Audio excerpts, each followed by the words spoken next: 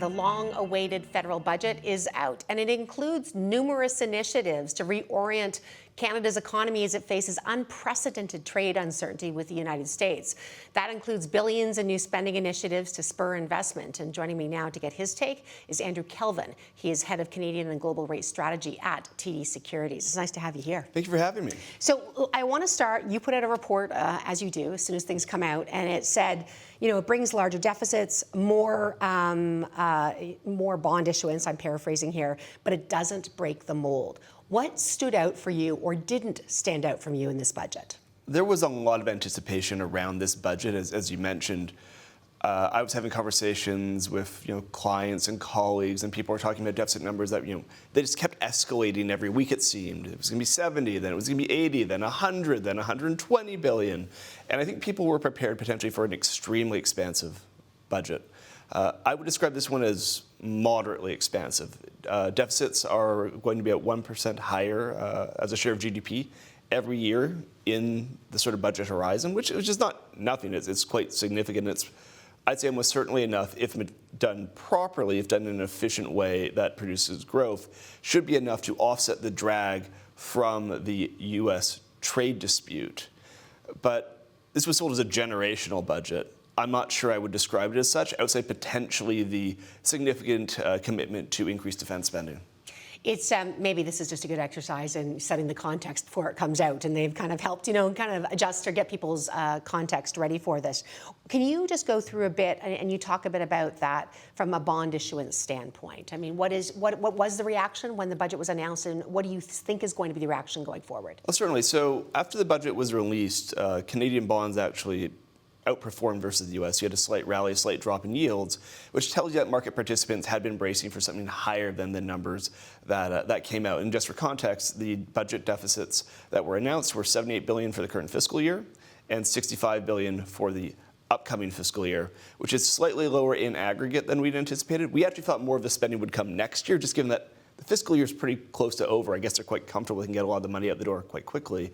But I think markets had been bracing perhaps for something a little bit more expansive. Deficits are a little bit higher, and perhaps conditioned by the fact that Canada's budget deficit is still quite a bit lower than a lot of our G7 peers. I think some people were concerned this would be a sort of French-style budget, which was frankly never in the cards. Mm-hmm. So bond markets took it well. Bond issuance for this year will continue at its current pace. We had a sharp increase in issuance going back about 12 months now, a little under 12 months. That pace is sufficient to take us through the rest of the fiscal year.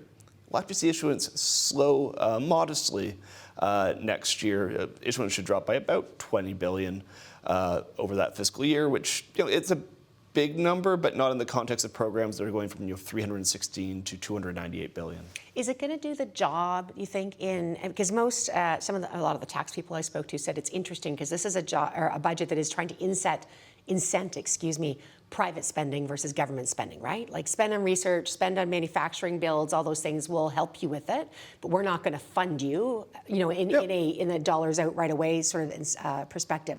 Do you think it does enough to attract investment, attract even foreign investment? There are certainly positive steps taken in that direction.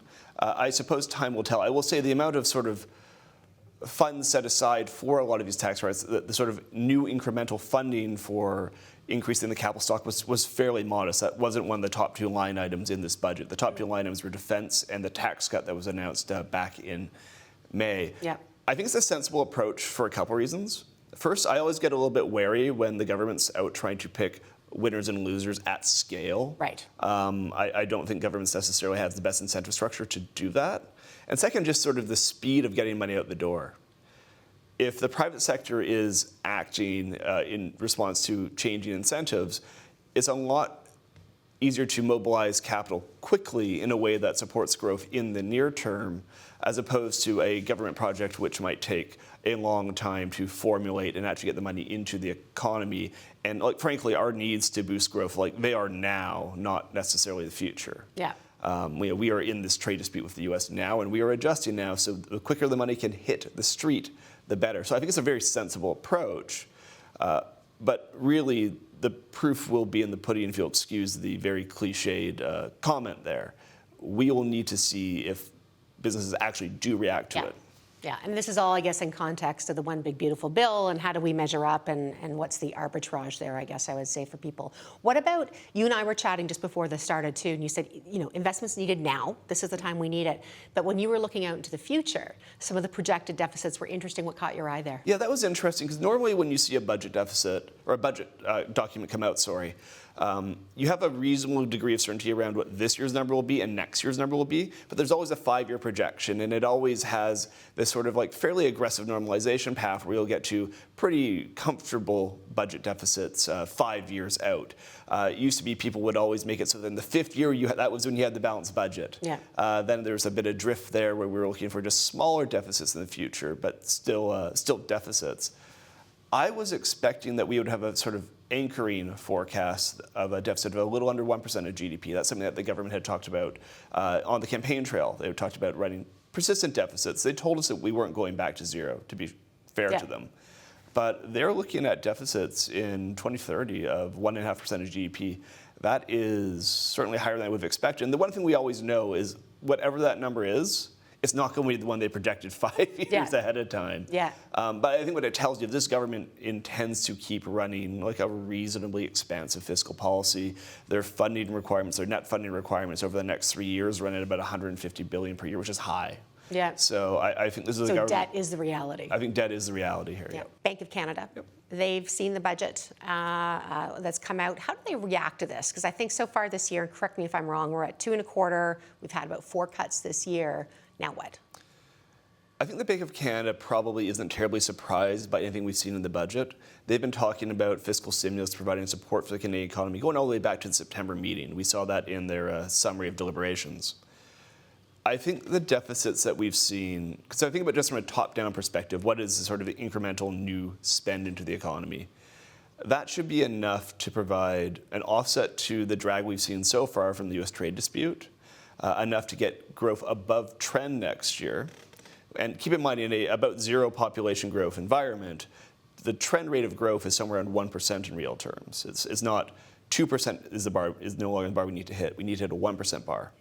Should be enough stimulus here to achieve that. As such, I expect the Bank of Canada to remain on hold at 2.25 percentage points for really the entirety of 2026. Okay. And what about the loonie reaction or the FX markets? What were you seeing when it came out? And then maybe just kind of dovetail that to me into what you're expecting for the upcoming year. Yeah, certainly. FX markets largely ignored the budget, to be perfectly honest. Interesting. There was more focus around it, I think, in the fixed income space than the currency space. Yeah. And if we had seen a really maximalist budget, I'm sure there would have been an FX reaction. But as things stand, the FX market didn't really react terribly strongly to it. The Canadian dollar had been sort of weakening through the day, and it just sort of continued weakening, and I wouldn't want to put that on the budget. Sometimes there's just other things happening. So I don't think this changes the outlook for the loonie. And my sort of big picture on the loonie, I tend to think that central bank differentials are the most important drivers for currencies. That is definitely an oversimplification, but it's worked mostly for me in my career, so I'm going to stick to it. We think the Bank of Canada is done cutting rates here. We think the Federal Reserve will get to 3% in the second half of next year.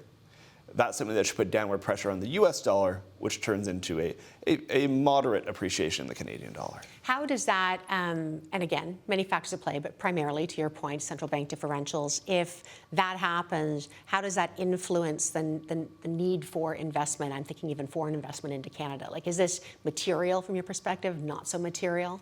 I don't think the currency is going to be the decisive factor there. The Canadian dollar has been a very stable currency in sort of the grand global scheme of things for a number of years now. I don't think the Canadian dollar appreciating by a few cents or depreciating by a few cents is going to change investment decisions one way or the other. The much more important things are the sorts of tax incentives, the lower regulatory burden, and continued access to the U.S. market for most of our industries. Like, those will be the things that cause people to make decisions, not a few cents one way or the other on the Canadian dollar. I was asking you earlier as well, what questions you're getting asked from people, and they're like, will this pass? That's like, and it is an important one. I mean, the budget's not the budget yet. Like, it is, it's proposed. Yep. How do you think about this? Because I know you don't, politics matters to you, but it's not everything you focus on. So The way I think about this is it doesn't seem like it's really in any party's interest to have an election here. If you look at some of the polling aggregators, they suggest that polls are consistent with the current composition of Parliament. Given that we already had an election this year, I don't know that there's much appetite for election from all the parties to come back to have a pretty close to the same configuration. I'm quite certain there's not a lot of appetite for another election on behalf of Canadians, particularly given that this is, I think most people would agree with the government's assertion that there is a little bit more urgency about getting our own house in order, given the sort of changes in that Canada-US relationship.